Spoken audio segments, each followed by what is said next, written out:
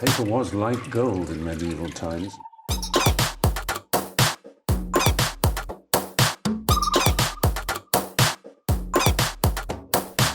Oh, not tobacco, sugar.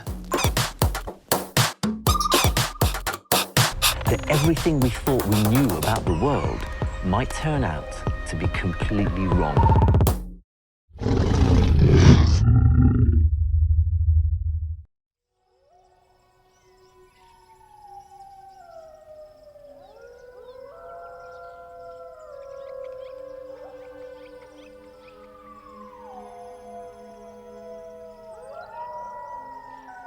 What do you hear in the lonely howl of the wolf? Does it send a cold shiver down your spine or raise your spirits as only the call of the wild can?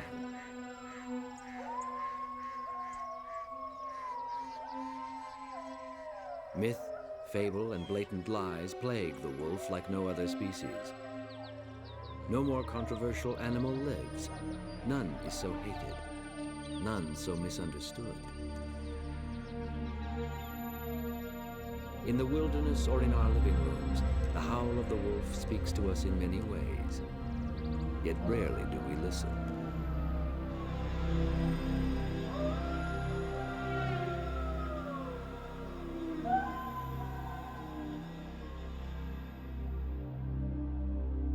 Deep in the Canadian heartland, a modern-day drama between two of the world's greatest predators is taking place on a stage of unrivaled natural beauty.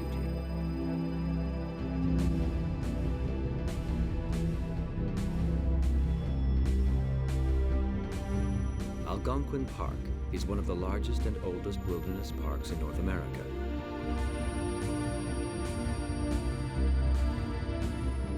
Located in a transition zone between northern coniferous and southern hardwood forests, a startling diversity of over 1,000 plants, 270 birds, and 40 mammals has evolved here.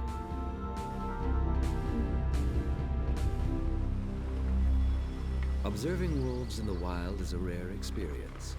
Highly social, superbly intelligent, and extremely cautious, they're seldom seen, but often heard. Michael Runtz was 3 years old when he first visited Algonquin Park.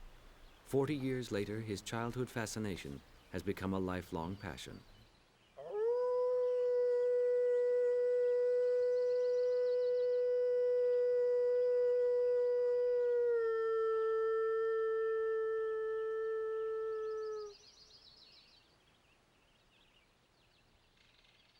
Wolves are sort of one of the target species that I was really after when I started work here in 1972.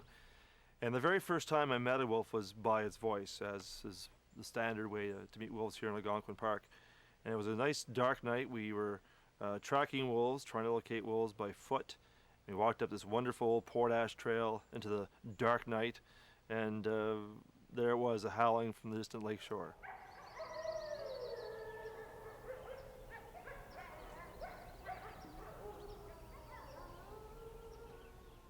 That experience was really moving, hearing the first wild wolf of my life. And that was to be repeated many times in the years to come.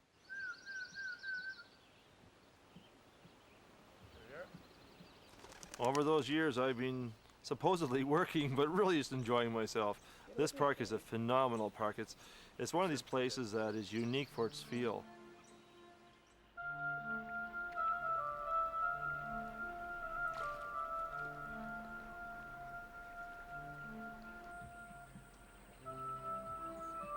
Algonquin Park has no towering mountains or deep whitewater canyons. Its appeal lies in a simple, accessible bond between people and nature.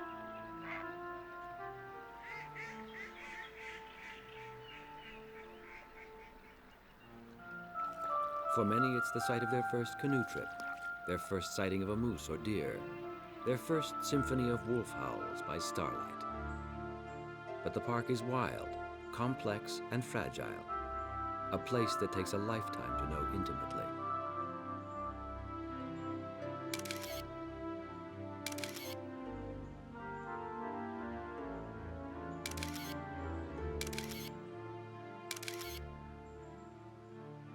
To most park visitors, The true face of nature remains invisible behind an indomitable wall of wilderness.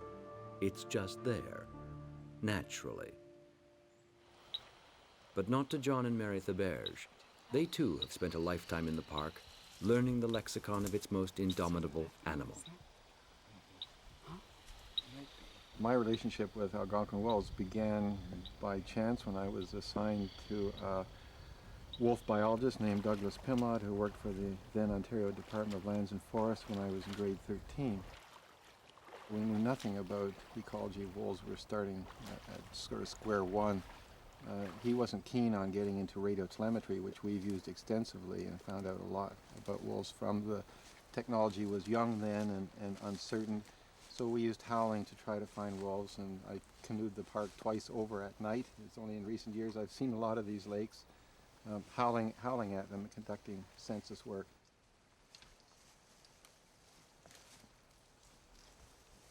Our first experience was just shortly after we were married.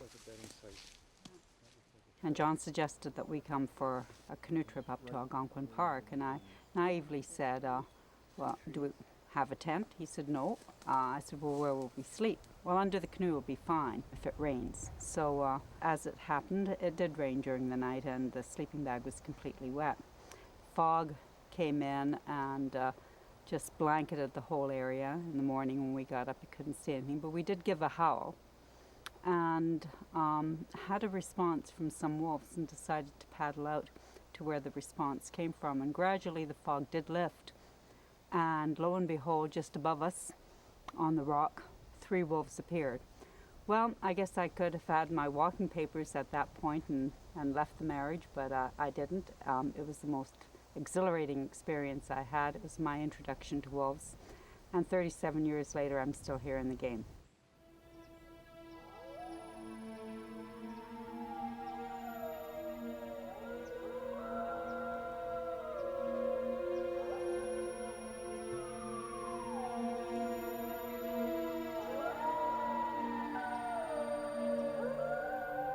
People see the wolf as a thing of beauty, and they have a reverence for it. To them, it is a part of a wilderness that's dying and no longer is to be found everywhere in this country. And for them, this song of the wilderness, the song of the wolf, has a lot of meaning.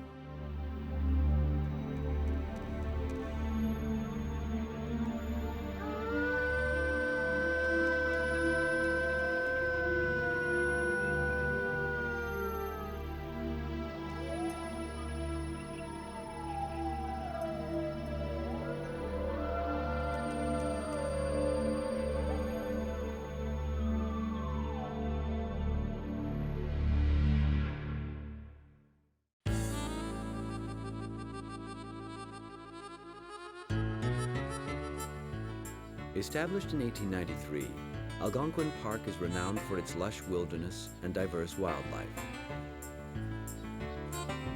The lord of this jungle is the wolf, North America's premier land predator.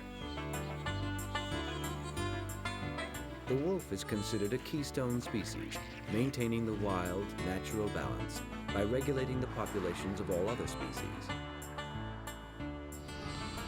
There it is, very faint.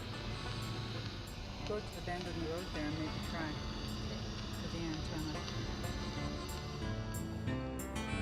antenna. John and Mary Theberge have spent the last 14 years studying Algonquin's wolf population. There you go.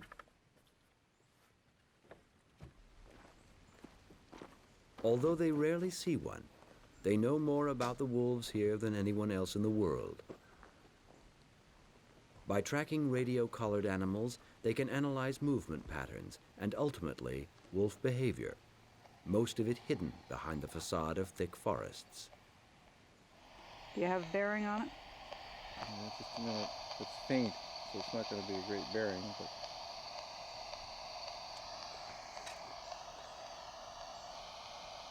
275. You're getting some movement then, because it was louder when we first got here. Well, maybe, but the signal's pretty steady. It's almost up the road, because the road curves. To study wolves, a good place to start is at the beginning, the den site. It looks like the jack pine pack's been using this area again this year. Okay, it looks like it's been used.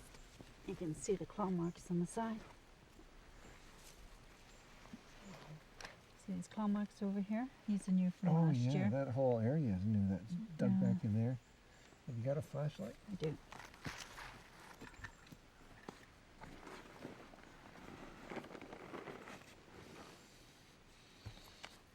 And there's more claw marks. Oh, look at the way that's all crumbly. That. You see on the right-hand side, there's two sort of dents in the ground. Mm-hmm. They could be pup tracks too, real soft ground. Something has used it because usually there's a lot more debris and cobwebs that hang down, and that's all no being cobwebs. cleared off. Well, it's a really good den site. Good one to use again. Sandy soil, easy digging.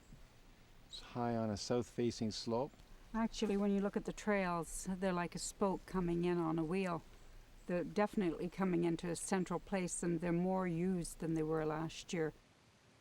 The Theberges have a close relationship with their wolves and have given each pack a name. This den used to belong to the Hardwood pack, which was killed after it strayed outside the park. The Jack Pine pack quickly moved in, extending its own territory in a very unnatural way. The bottom line with the Hardwood pack is it paid the price of having half its territory in the park and some outside the park, like so many packs have, and went outside the park and was killed. So we lost a whole pack. In a social animal like this, the experience of a female in raising young is important in its success. So in the Algonquin population, females get one, maybe two chances at being breeding females, and then they're dead.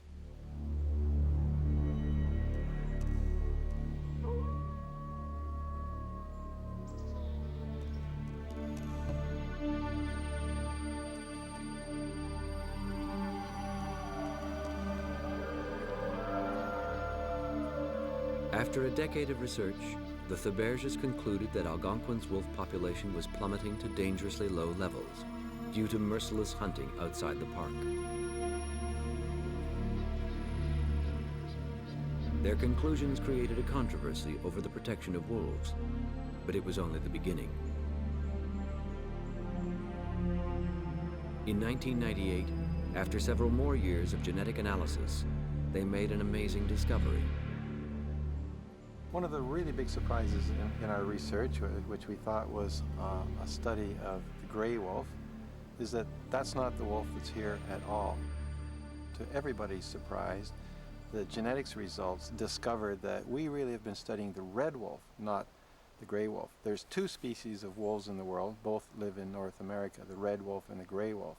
The red wolf was thought to live only, well, it lived only in eastern North America, supposedly from about the southeast, from Virginia south to Florida.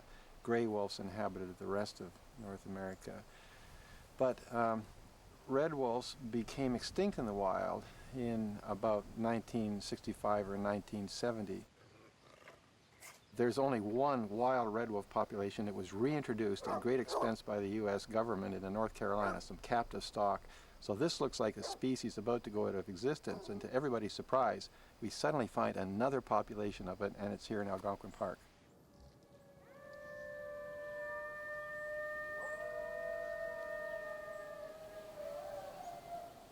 The Theberges' discovery of a rare wolf species, not even supposed to exist in Canada, was viewed with suspicion due to their controversial opinions about the declining wolf numbers in the park.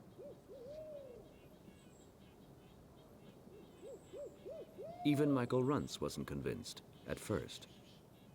In the early years, we always wondered why the animals here were so small and more brightly colored. I've seen wolves in northern Ontario, and they're quite a bit different looking. They're bigger and more gray. And finally, when I began to really analyze what was being written about the red wolf situation and the DNA results, then I finally came to the conclusion that they're right, that these are red wolves. Almost overnight, Algonquin Park had become a fortress for one of the world's rarest animals. But could even a park protect it?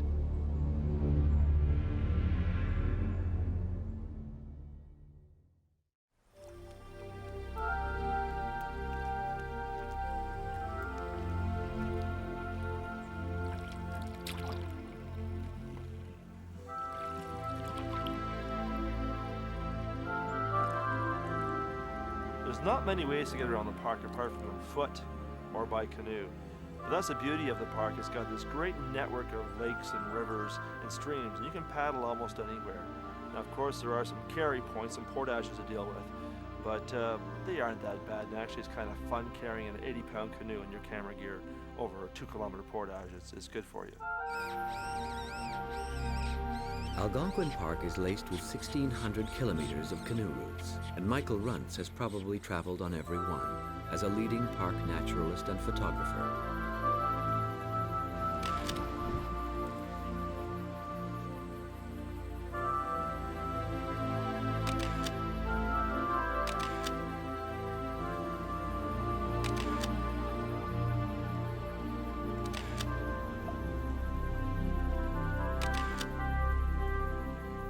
Wherever there's a beaver pond, it's a good bet you'll find wolves prowling for a snack.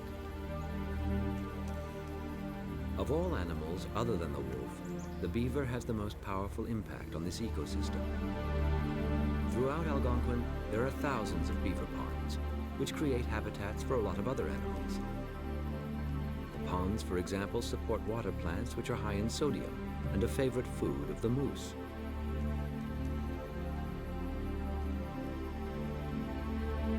But with so many beavers around, without the wolf to regulate their population, Algonquin Park could become one gigantic beaver pond. And with the decline in the park's deer population, the beaver has become a major new food source for the declining wolf population.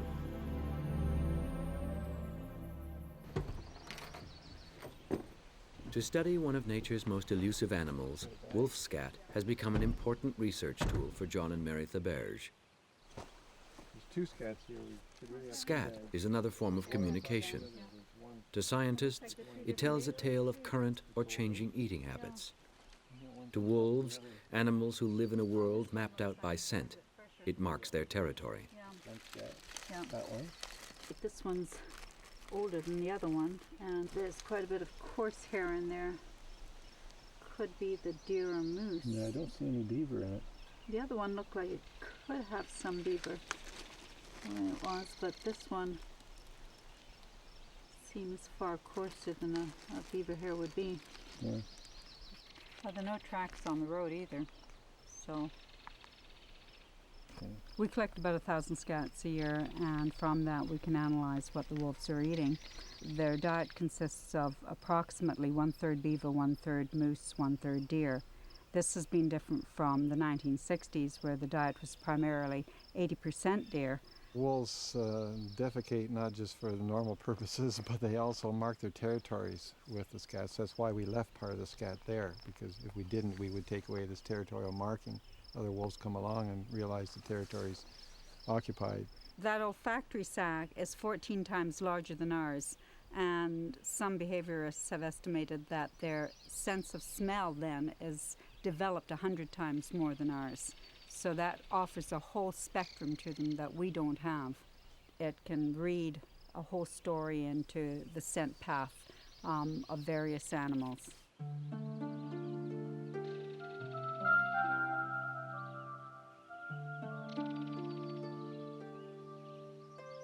The optimum prey is deer.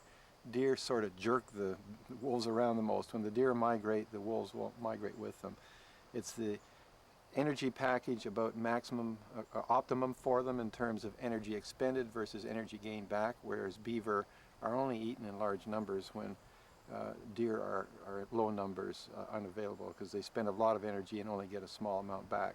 Whereas moose are more formidable prey, and they probably will hunt and maybe chase and surround and test a lot more moose before they'll get one successfully than they do a deer.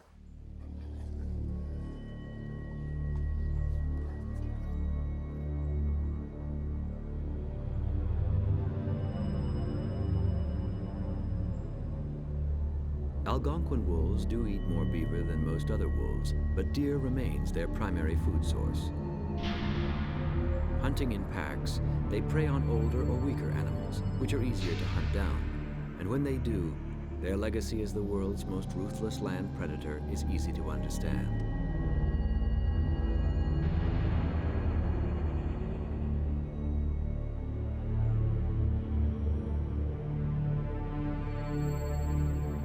This young deer was torn apart in only a few hours. By the time the pack moved on, only bits of fur and fragments of bone remained. Nothing was wasted.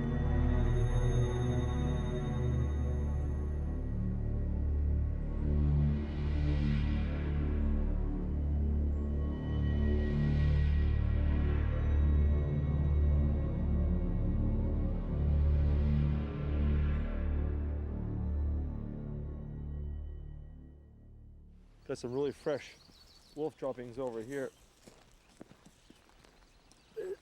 Probably no more than a day old at most. If that, it still looks wet actually where they urinated too around them. So there is a wolf not too far away. Maybe up here somewhere.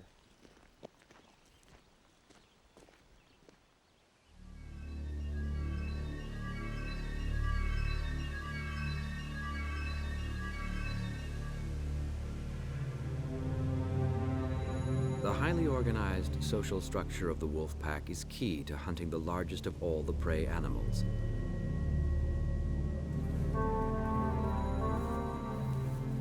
Weighing in at over half a ton, it takes the combined energy of the entire pack to bring down a moose.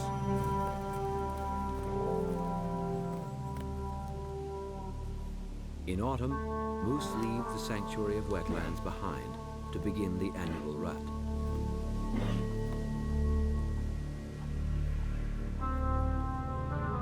Exposed on dry land and hampered by thick underbrush, they become easier prey.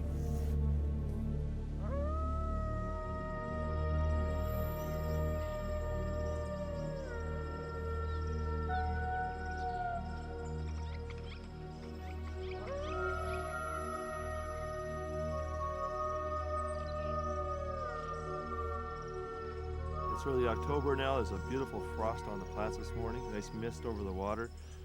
There has been a pack of wolves around for a couple of days back in a valley somewhere over there. This time of year, they still do use rendezvous sites, but they also travel to kills more regularly too with the pups. And by the sounds of the ravens squawking over there, there has to be a kill.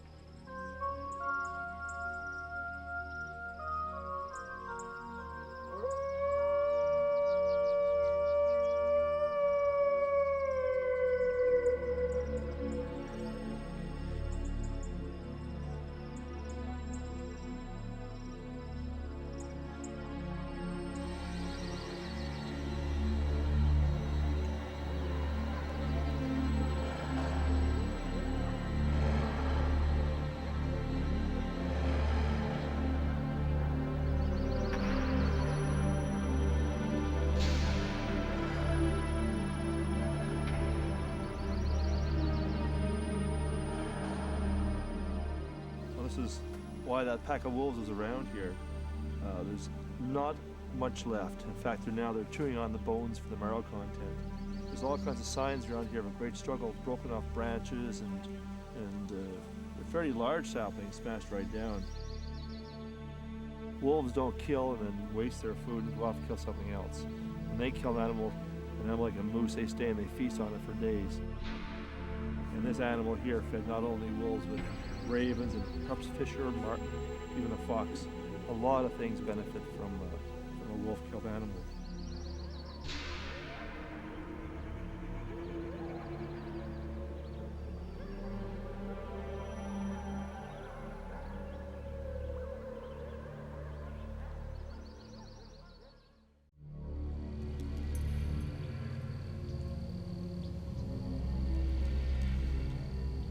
No one else in the world has collected as much comprehensive wolf research as John and Mary Theberge. Their most important tool is the radio collar. But before they can track this elusive predator, who can see, hear, and smell much better than humans, they have to catch them.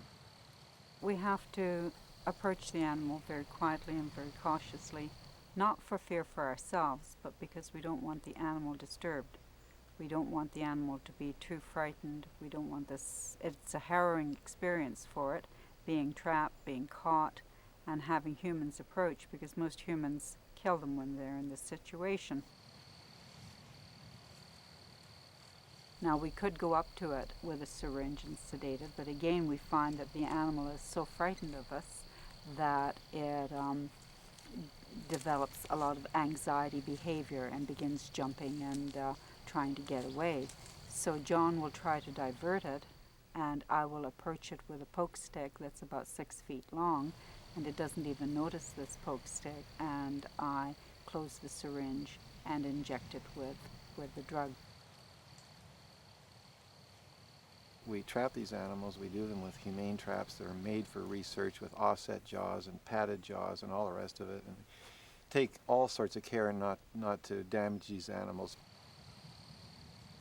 When you catch them and you have at your feet an animal when they're in a trap, they're totally afraid. They're never aggressive. They're totally afraid, and there you have this animal laying, that your vision of wilderness, the animal you respect, and you've reduced it to the lying in front of you, drugged out.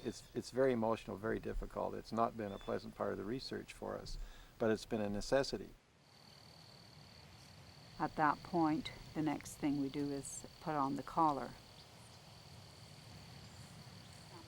We make sure the collar's working. We note the frequency, and we attach the collar to it, making sure that we have enough room, that the animal, if it's swallowing a whole chunk of meat, isn't going to be choked by the meat, so there's enough room for the meat to slide down. But at the same time, the collar can't be so loose that it's going to be able to bring it up over its head. We measure the animal, and we look for any injuries, we look for disease, we look for mange. The animal's 282. And then finally we weigh the wolf before we let it go, and after that we can track it both from the ground and from the air. We've radio collared 173 wolves, and there's only one other study in the world that's radio collared that many wolves. Radio collaring is absolutely essential to know where they are in the forest, because you just can't find them and track them any other way.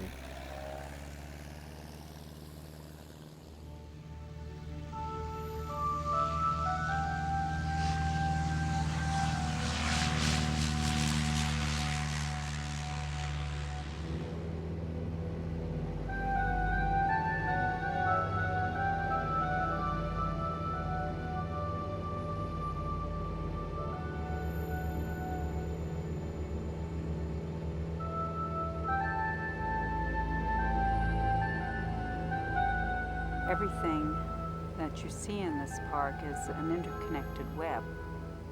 Each species adds a harmonious part to another species. It's like working with a watch. If you were to take a watch and take various parts out and then gradually put it back together, that watch wouldn't work in the same way. And to us, this wilderness is like that. If you were to take one aspect out of it, the whole park wouldn't have the same feeling. It would still be there, would function, but you wouldn't feel the same way about it.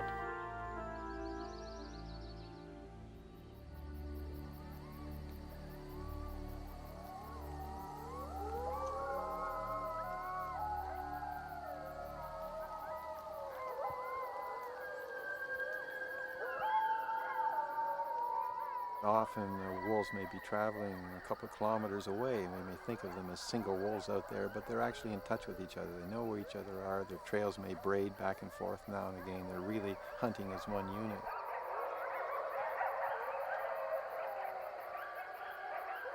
And then vocal communication is something that has really intrigued us over the years. Each individual wolf has its own signature in it in terms of the harmonic overtones.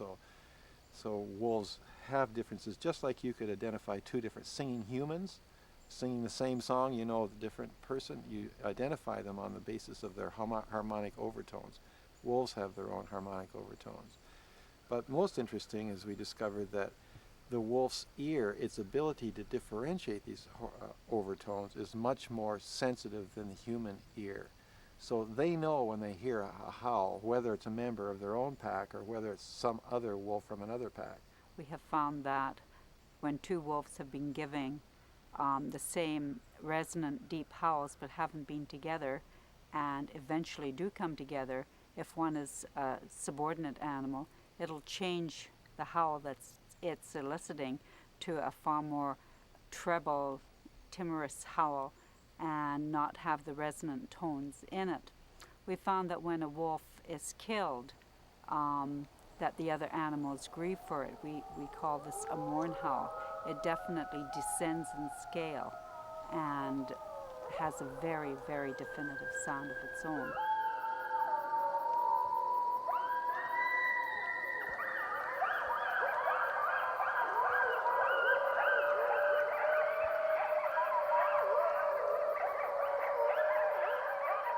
It's always fresh and always exciting to hear that voice of the wilderness. We still want to turn off our science thinking sometimes and just sit there quietly and watch the moonlight across the water and just listen to it.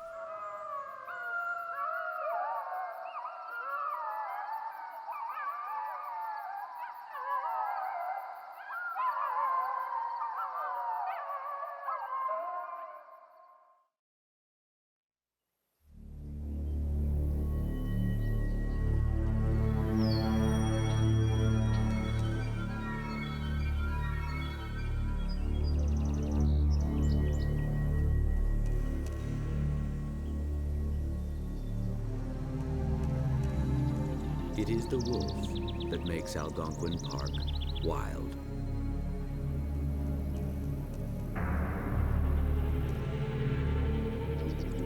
It reminds us of our own roots as the greatest predator of the wilderness.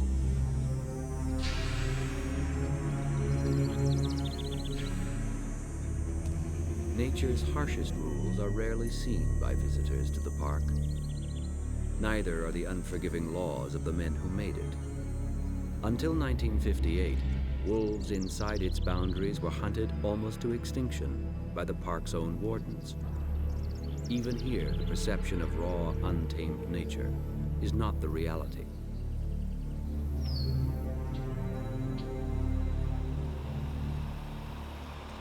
The park itself was created by lumber barons, and for over a century, logging within its boundaries has never stopped.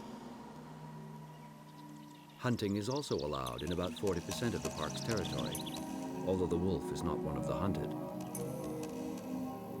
But outside the park, wolves are still killed indiscriminately. As they track prey animals into the surrounding farmlands, old attitudes still prevail. The only good wolf is a dead wolf, even if it's a red wolf, one of the rarest animals on Earth. In this population, one of the most important discoveries of the research is that the main cause of death is humans. Close to 70% are caused by humans. And this is a park where they're supposed to be protected. Oh, there, that's a really good signal. More than half this population, which is about 150 wolves in late winter, spend some time outside the park. Outside the park, there are no game laws whatsoever to prevent their killing. People can kill them in any amount, in any time, anywhere, and not even report the kill. Are you getting it to the left or to the right of the water? Straight towards it.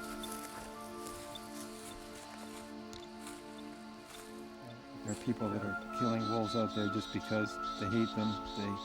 The fur isn't worth anything. They just leave the carcasses in the bush and feel they've done a social service by getting rid of a wolf. When the European colonizers first came to North America, they came from Europe with the attitude that wolves were evil. They were the manifest evil. And so they tried to eliminate them because they were their competitor. Oh, it's a small animal. It hasn't decomposed. Surprising considering the warmth. Look at the tail. It's got mange.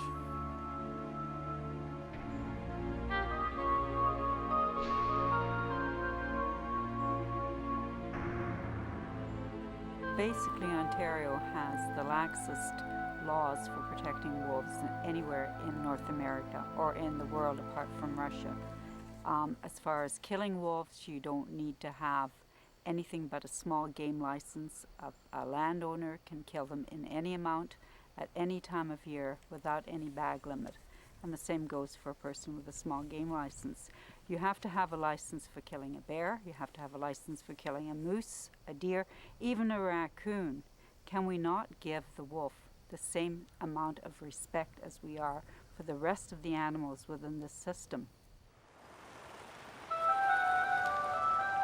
Why is it that we love to hate the wolf, and at the same time we're drawn by its lonely howl?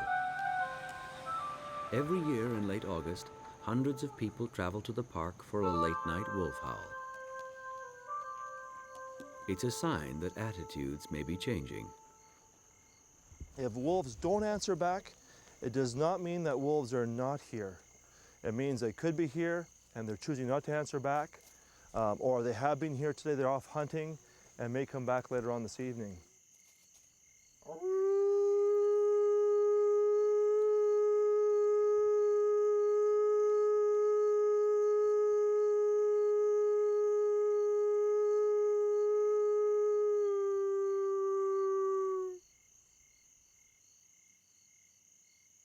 No matter if the howl is held on the side of a busy highway or if it's held on a very quiet back road in the park, it doesn't matter. It's the sound of the animal that really ties the people to the wilderness that the park really supports.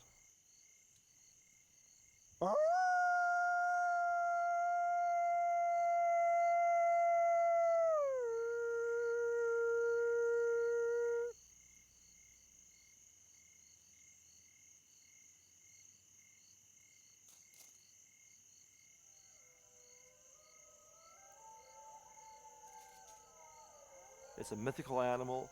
It's an animal that people still fear and misunderstand.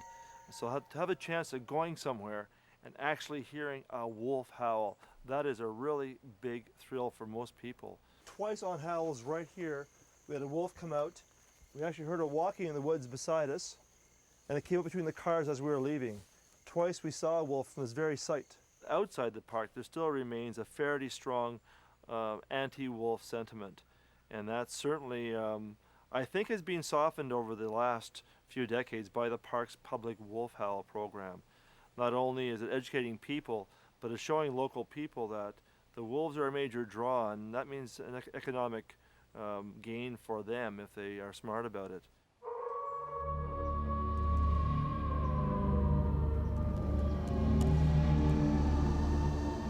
If you consider the wolf as a beautiful animal, it's the distillate of wilderness. It lifts your spirits. You have an empathy with that animal. Also, it is a reflection on how comfortable we are with the wilderness. If you're comfortable of being out there in the darkness and you hear that sound, to you it's almost a communion with nature.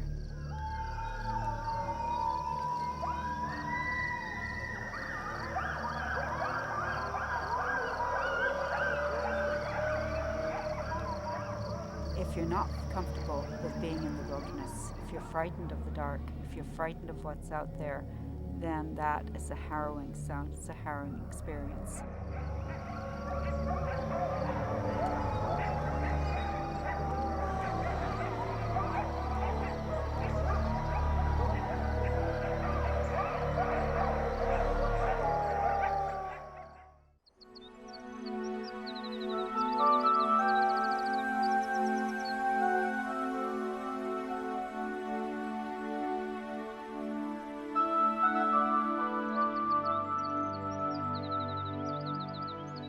Spring is a time of rebirth in the wilderness.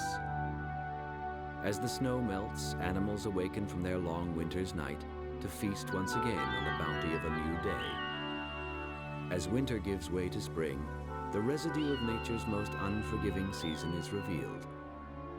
A young wolf, too small and weak to survive the harsh cold, like many of the myths about Algonquin Park, is not what it appears to be. No, it doesn't have any broken ribs. It doesn't have any broken legs, and basically no skeletal injuries on this side. It looks fairly intact. The head is all intact, the head area here. It's got lots of flesh on its shoulders. I don't think it's starved. Look at that nose. Now that is not a wolf nose. That's a coyote nose. And these animals are losing a lot of their genetic integrity. This animal is far more coyote-like than wolf-like. And yet it's an Algonquin Park wolf, even though it's died out in the farmland, and it's the future of the Algonquin Park wolf population. It's hard to think of this being an efficient predator on moose. It's just too small.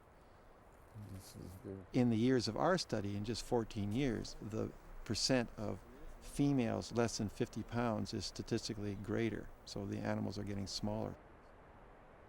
Skull sizes are shrinking as well.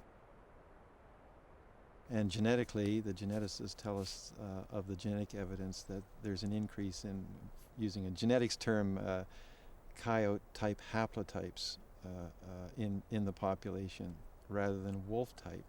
That's increased 30% since 1960, so that's pretty frightening. So what we're seeing here is the genetic erosion of the Algonquin wolf. That tail's a little frozen. Rigidity. Just get the hips in, I can't hold it much longer. Okay. So he's spent a short life we've known him, crossing an awful lot of roads and around a fair amount of settlement, which is more coyote-like than wolf-like. Well, he's come a fair ways from Mud Turtle Lake. A third of the population dies every year. The recruitment back into the population of young animals is about 21%. You model that in any population model, as we have with other scientists, and it shows extinction of the population within a very few decades. So it's very clear that if the levels of human mortality continue in Algonquin Park as they have in the past, this population is going to go down the tube. And as it goes down the tube, it's not just this population, it's a distinct species of mammal. I mean, we who provide expertise to all the other countries in the world on managing wildlife, we think we're so enlightened and so on. Are we going to stand back and let a major mammal species go extinct? Now, unless something's done in Algonquin Park, our prediction from our research is that's what's going to happen. John and Mary Theberge are leaving Algonquin Park for the last time. Their research is complete, and although their conclusions have stirred up a controversy, subsequent studies have all supported their bottom line. The wolf of Algonquin is the purest genetic form of red wolf in the world and on the brink of extinction.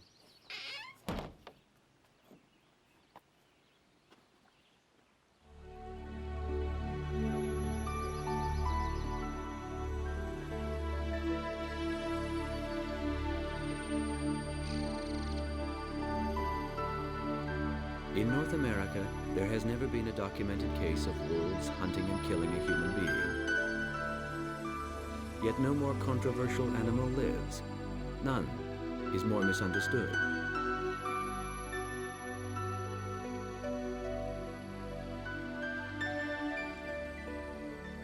What do you hear in the howl of the wolf? Is it the haunting song of the wild, or your worst nightmare? Either way, today its howl has changed to a whimper, and before it falls completely silent, we should all listen more carefully.